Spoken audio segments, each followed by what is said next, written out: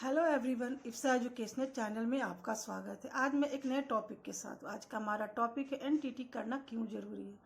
अब हमारे पास new education policy 2020 आ चुकी है, जिसके तहत 10+2+3 की जगह अब 5+3+3+4 का सिस्टम है, जिसके अनुसार अब बच्चों की पढ़ाई 3 साल से शुरू होगी।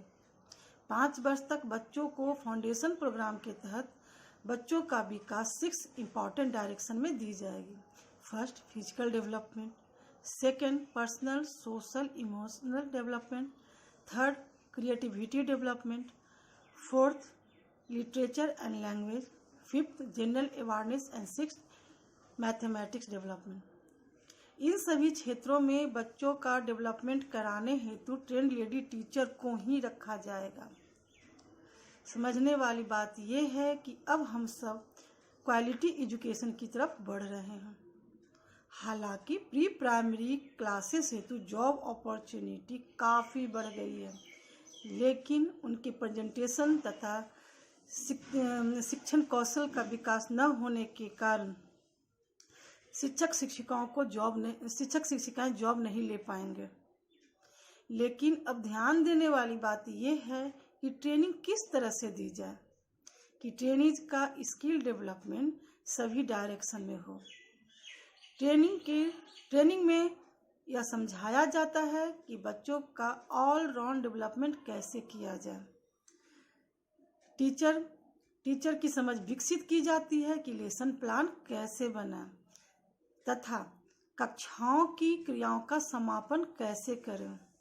उन्हें यह समझाया जाता है कि प्रत्येक बच्चे का स्किल और इंटेलिजेंसी अलग अलग होते हैं। ट्रेनिंग में उन्हें चाइल्ड सेंटर एजुकेशन के लिए भी प्रेरित किया जाता है।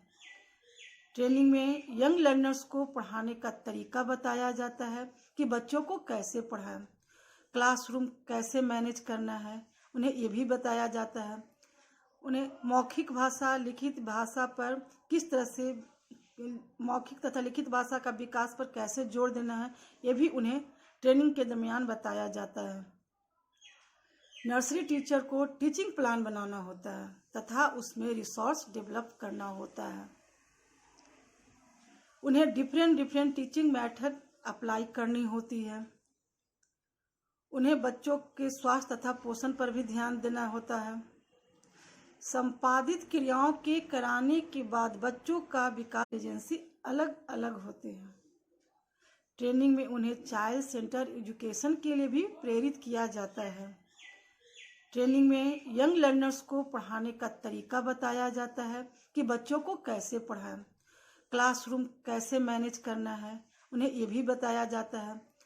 उन्हें मौखिक भाषा लिखित भाषा पर किस तरह से मौखिक तथा लिखित भाषा का विकास पर कैसे जोर देना है, यह भी उन्हें ट्रेनिंग के दरमियान बताया जाता है।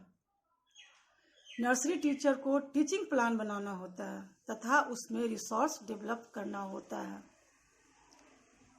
उन्हें डिफरेंट टीचिंग मेथड अप्लाई करनी होती है।